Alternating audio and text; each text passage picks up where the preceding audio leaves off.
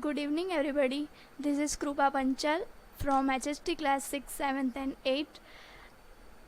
Welcome to the session, and I will teach you English and Social Science. ये आपका English का standard 7 का पहला लेक्चर है और आज हम देखने वाले हैं इंग्लिश का lesson number 1, 3 questions. So let's get started.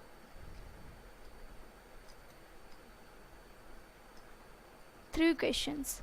The thought came to a certain king that he would never fail if he knew three things. एक बार एक किंग के मन में अचानक विचार आता है कि वो अगर ये 3 चीज़ें जानता होगा तो वो अपनी ज़िंदगी में कभी फेल नहीं होगा. थ्री थिंग्स वेर, वो 3 चीज़ें क्या थी? What is the right time to begin something, कि किसी भी चीज़ को स्टार्ट करने के लिए सही समय क्या होगा. Which people should he listen to, उसको किन लोगों की सुननी चाहिए. What is the most important thing for him to do, क्या सही चीज़ होगी उसे करने के लिए. The king therefore sent messengers throughout his kingdom promising a light sum of money to anyone who would answer these 3 questions.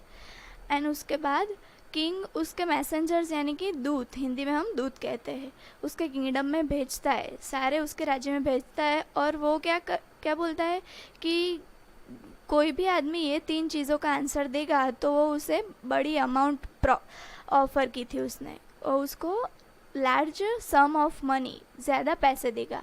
Many wise man came to the king but they all answer his questions differently. कई सारे अच्छे talented लोग आए उसके पास, king के पास, बस सभी ने उसके क्वेश्चंस के आंसर डिफरेंट दिए. सो देखते हैं क्या आंसर्स आए. In reply to the first question का रिप्लाई क्या आया? Some said the king must prepare a time table. कुछ लोगों ने कहा कि किंग को टाइम टेबल प्रिपेयर करना चाहिए and then follow it strictly, एंड उसको टाइम टेबल को फॉलो करना चाहिए strictly. Only in this way, they said, could he do everything at its proper time. इसी रास्ते इस पर चल के टाइम टेबल बना के ही वो किसी भी चीज़ को सही समय पर कर सकेगा. Others said that it was impossible to decide in advance the right time for doing something. कुछ लोगों ने बोला ये तो इम्पॉसिबल है कि किसी भी चीज़ को करने के लिए एडवांस में ही डिसाइड कर लेने का time. The king should notice all that was going on. King सभी नोटिस कर रहा था कि वहाँ क्या चल रहा है, सबकी बातें सुन रहा था, सब क्या आंसर कर रहे हैं वो सुन रहा था. Avoid foolish pleasures and always do whatever seem necessary at that time. फालतू की बातों को छोड़कर जो समय पे जो ठीक रहेगा उसी को करना चाहिए. Yet other said that the king needed a council of vice man who would help him act at the proper time. कुछ लोगों ने कहा कि किंग को एक काउंसिल प्रिपेयर करना चाहिए. Council means a group of people chosen to give advice और टू मेक रूल्स. ऐसे लोगों का उसको काउंसिल प्रिपेयर करना चाहिए और उनकी हेल्प लेनी चाहिए. This was because one man would find it impossible to decide correctly, क्योंकि कोई भी चीज़ एक ही व्यक्ति नहीं बता सकता कि ये कब करनी चाहिए. बहुत सारे लोग चाहिए अलग अलग काम को करने के लिए. Without help from others the right time for every action. But then other said that there were some things which could be urgent. कुछ लोगों ने कहा कि अगर कोई चीज़ अर्जेंट में आ गई तो वो तो कहाँ काउंसिल की राह देखने बैठेगा कि काउंसिल क्या जवाब दे रहा है कि कौन सा डिसीज़न लेना है.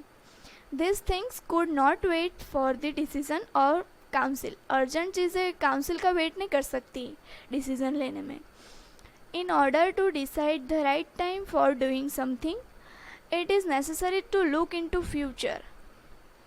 इन order to decide the right time for doing something, किसी भी चीज़ को करने के लिए राइट टाइम अगर जानना हो तो कुछ लोगों ने कहा हमें फ्यूचर पता होना चाहिए. And only magicians could do that. And कुछ लोगों ने कहा कि मैजिशियन ही ये कर सकते हैं. The king therefore would have to go to magician. कुछ लोगों ने कहा मैजिशियन की सलाह लेनी चाहिए. in their answer to the second question. Some second question क्या था कि किंग को कौन से लोगों की सुननी चाहिए. Some said the people most necessary to the king were his counselors.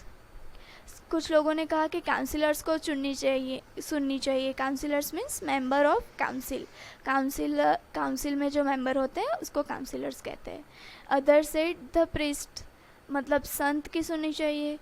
And a few others choose the doctors की सुननी चाहिए. Yet others said that his soldiers were to the most necessary. एंड कुछ लोगों ने कहा सोल्जर्स की सुननी चाहिए क्योंकि फाइटिंग में तो वही काम आते हैं. To the third question, some said science, others choose fighting, and yet others religious worship.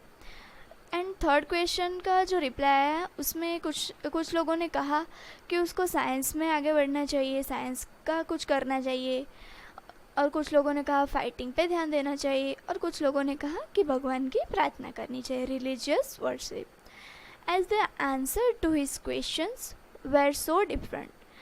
And सभी और उसके जो क्वेश्चंस थे उसके आंसर बहुत ही डिफरेंट आ रहे थे.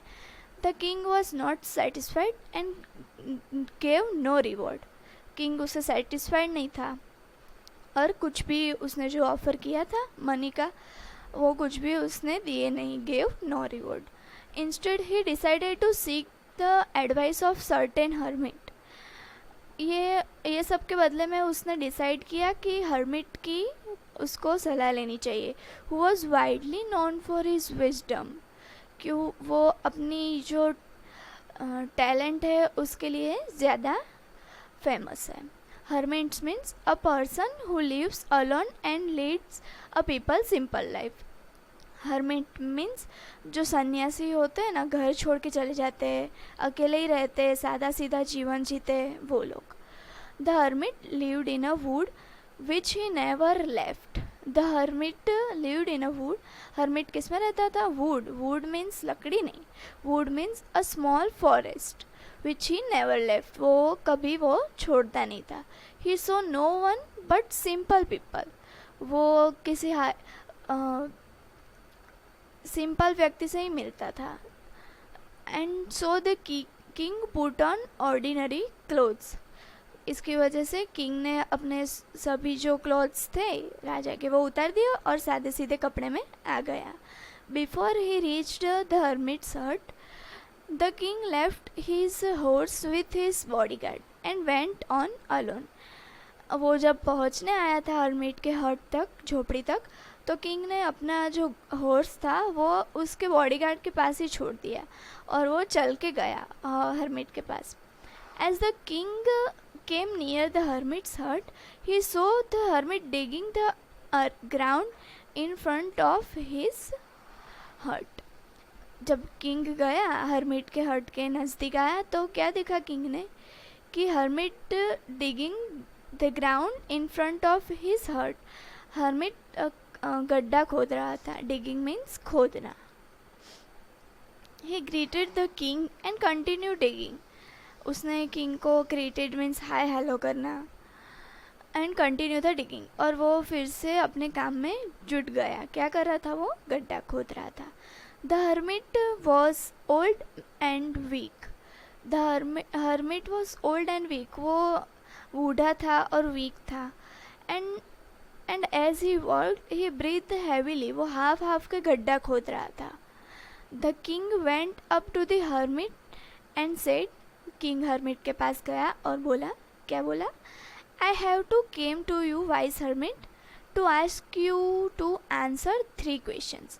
और उसके पास जाके बोला कि मैं आपको 3 क्वेश्चंस पूछने आया हूँ. वो 3 क्वेश्चंस क्या थे? How can I learn to do the right thing at the right time. मैं कैसे सीख सकता हूँ कि ये चीज़ को करने के लिए यही राइट टाइम है. Who are the people I need most. मुझे कौन से पीपल्स की ज़्यादा ज़रूरत है, कौन से लोग की ज़्यादा ज़रूरत है. And what affairs are the most importance. और affair means things, matters, business. उसमें क्या मोस्ट इम्पोर्टेंट है, मुझे कौन सा काम करना चाहिए. The hermit listen to the king but did not speak. उसने हर्मिट जो था वो गड्ढा खोद रहा था, सादा सीधा मानस व्यक्ति. उसने उसकी बात सुनी पर वो कुछ बोला नहीं. He went on digging. वो अपना काम ही करता रहा, गड्ढा ही खोदता रहा. You are tired said the king. King ने हर्मिट से क्या कहा, आप बहुत थक गए हो. Let me take the spade and work in your place. मुझे ये दे दो, मैं आपका काम कर दूंगा. Thanks said hermit, giving the king his spade. Then he sat down on ground. Hermit ने थैंक्स कहा किंग को और वो जो स्पेड था जिससे वो खोद रहा था गड्ढा, वो किंग को दे दिया. And then he sat down on the ground. और वो वहाँ ग्राउंड था जिसमें वो गड्ढा खोद रहा था, वहाँ वो बैठ गया hermit. Then when the king had dug 2 beds, he stopped and repeated his questions. और जो किंग ने जो 2 गड्ढे खोद लिए थे और खोद दिए, फिर वो रुक गया और फिर से वो हर्मिट को उसने जो 3 क्वेश्चंस थे उसके वो पूछे. The hermit gave no answer. फिर भी हर्मिट ने कुछ बोला नहीं, but stood up stretching out his hand for this pad. उसने कुछ बोला तो नहीं, उसके किंग के क्वेश्चंस के कुछ आंसर तो दिए नहीं, पर वो खड़ा हुआ, हर्मिट खड़ा हुआ और stretching out his hand for this paid. और किंग के हाथ से वो लेने जा रहा था स्पेड, जो खड्डा खोदने के लिए होता है वो. And he said now you rest and let me work. और हर्मिट था, उसने किंग से कहा कि आप अब रेस्ट करो और मुझे अपना काम करने दो. But the king did not give him the spade and continue to dig. पर किंग ने तो दिया नहीं स्पेड और वो खुदाई का काम चालू ही रखा किंग ने. 1 hour passed, then another. 1 घंटा पास हो गया, फिर दूसरा घंटा पास हो गया. The sun went down behind the trees and at last the king stuck to the spade into the ground and said. सूरज भी ढलने को आ गया था और and the last the king stuck the spade into the ground. और जो spade था वो किंग ने ग्राउंड पे रख दिया. And said, I came to you, wise man, for an answer to my questions. और किंग ने क्या कहा हर्मिट से कि मैं अपने क्वेश्चंस का आंसर ढूंढने के लिए आपके पास आया था. If you can give me no answer, tell me so and I will return home. आपको क्या बोला किंग ने हर्मिट को कि आपको अगर आंसर नहीं देना है तो मुझे बता दीजिए ताकि मैं घर जा सकूँ वापस. Here comes someone running, said the hermit. और किंग वापस जा रहा था, फिर हर्मिट ने कहा यहाँ आओ, कोई दौड़ के यहाँ आ रहा है. अब है दूसरा part.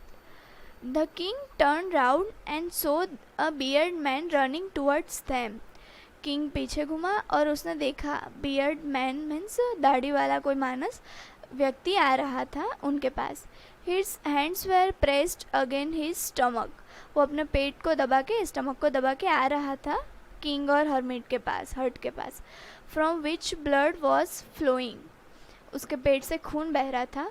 When he reached the king he fainted and fell to the ground. वो जब किंग के पास गया और वो फेल टू द ग्राउंड, वो ज़मीन पे लेट गया. The king and the hermit removed the man's clothing and found a large wound in his stomach. वो जो हर्मिट और किंग थे उसने वो जो wounded मैन था उसके क्लोथ्स निकाले और देखा कि उसके स्टमक पे लार्ज वुंड, उसके बड़ा सा घाव है. The king washed and covered it with his handkerchief. The king जो था उसने वो वुंड को वॉश किया और उसका जो हैंडकरचीफ था उसके वुंड को कवर किया. But the blood would not stop flowing. Blood flow ही कर रहा था, स्टॉप नहीं हो रहा था. The king redressed the wound until at last the bleeding stop. redressed mean dressed again. King redressed the wound until at last the bleeding stopped. King जब तक ब्लीडिंग रुकी नहीं तब तक किंग ड्रेसिंग करता रहा वुंड की. The man felt better and ask for something to drink.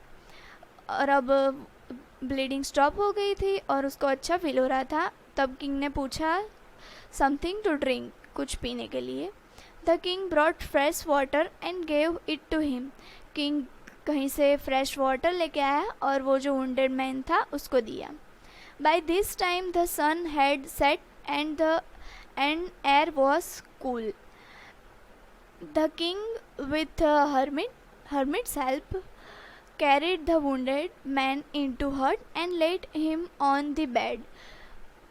और जो किंग था उसने वो वुंडेड मैन था वो हर्मिट की हेल्प से उसको अंदर ले गए हट में और उसको बेड पे लेटा दिया. The man closed his eyes and ले क्वाइट. उसने वो जो मैन था wounded man close his eyes, आँख बंद करके वो शांति से लेट गया. The king tired by his walk and the work he had done. King भी थक गया था, उसने 2 गड्ढे की खुदाई की थी तो वो भी थक गया था और lay down on the floor and slept through the night. और वो फ्लोर पे ही लेट गया नीचे ही और रात को सो गया. When he अवोक it was several minutes before he could remember.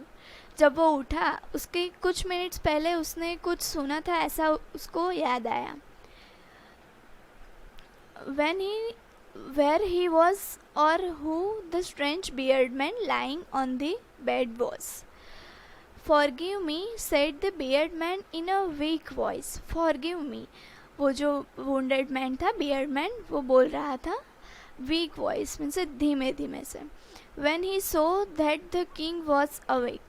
उसने जब देखा कि किंग जग गए हैं तो उस धीमी धीमी आवाज़ में बोल रहा था कि मुझे माफ़ कर दो. I do not know you and have nothing to forgive you for, said the king. King तो उसे जानता नहीं था वो बियर्ड मैन को, तो उसने बोला कि मैं तो आपको जानता नहीं हूँ और मेरे पास कुछ है भी नहीं आपको फॉरगिव करने के लिए.